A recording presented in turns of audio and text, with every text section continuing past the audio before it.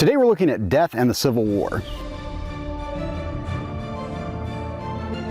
Hello, welcome to the Daily Bellringer. Please don't forget to subscribe and take a look at the questions down in the description. Also, don't forget to check out dailybellringer.com for resources that go with many of the Bellringer videos. How is it that nearly 50% of the soldiers who fought and died in the American Civil War are unaccounted for or buried in graves simply marked as unknown soldier? How could so many men who fought bravely be left without their name on their headstone? We are here at Shiloh National Military Park to demonstrate how that exact thing happened here and was repeated at many other battlefields until the war came to an end in 1865. The Battle of Shiloh in southwest Tennessee raged over 2 days, April 6th and 7th of 1862. When the battle was over, the Union Army had won and had control of the field. As their reward, on April 8th, the gruesome chore began of burying the 3,482 lifeless bodies of both the Union and Confederates left on the battlefield. General Ulysses S. Grant wrote of Shiloh, "I saw an open field in our possession on the second day, over which the Confederates had made repeated charges the day before, so covered with dead that it would have been possible to walk across the clearing in any direction, stepping on dead bodies without a foot touching the ground." Although Civil War doctors did not yet understand the concept of germs, they did know that decaying bodies left in the open brought disease to the army. Immediately after a battle, the process of burying the dead began. For the Union Army, this morbid task was frequently assigned to African American soldiers and escaped enslaved people who were following the army. The dead soldiers would normally be buried near where they fell. Sometimes they would be buried side by side in rows. Because the army was usually on the move shortly after a battle, these burials were done quickly with little thought to the long-term effects.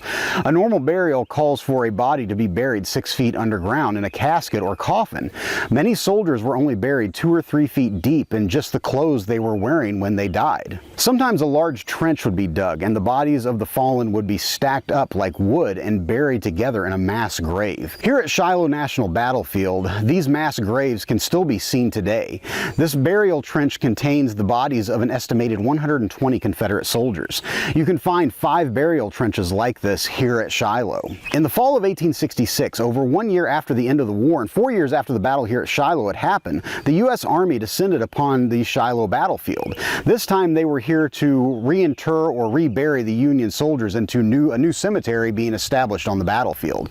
Army crews spent 3 years searching and digging. They found 178 different burial sites on the battlefield and 565 burials in the nearby region. Remember, most soldiers were not buried in a coffin or casket and were only buried a few feet deep. This left their bodies exposed to elements. Wild animals sometimes dug up the bodies and feasted on the meat. All sorts of bugs would have fed off the bodies underground as well. So in 1866, when these greatly decayed bodies were unearthed, there was very little left to identify them. Unless a soldier's name was written on their clothes or on a piece of paper left in their pocket, the cemetery crew would have little to go on to match the name with a body. As a result of the 3,584 Union soldiers buried in the Shiloh National Cemetery, 2,359 soldiers were buried as unknown soldiers. What happened here was repeated at numerous other Civil War cemeteries like Gettysburg, Antietam, Vicksburg, Arlington, and many others. Why were the Union soldiers reinterred with honor but the Confederate soldiers still in a trench? The U.S. government forked out the money for the Union soldiers to be reinterred or reburied. Confederate soldiers had fought in opposition to the U.S. government, so the federal government did not see the need to pay for Confederates to be reburied. The Confederate government no longer existed, and the southern state governments were in financial ruin after the war, so they did not have the money to pay for new cemeteries.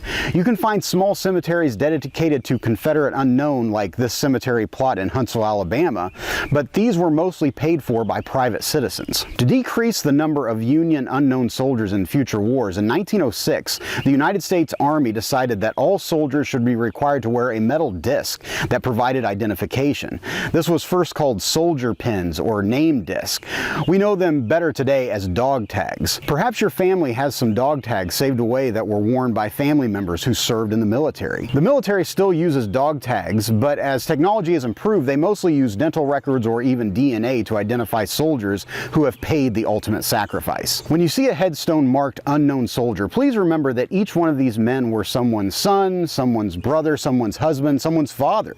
Each grave represents a family that was devastated by the war. Not only did their loved one never come home, but the family also never got the chance to visit their grave and grieve for them. So with that, hopefully you learned something, and thanks for watching.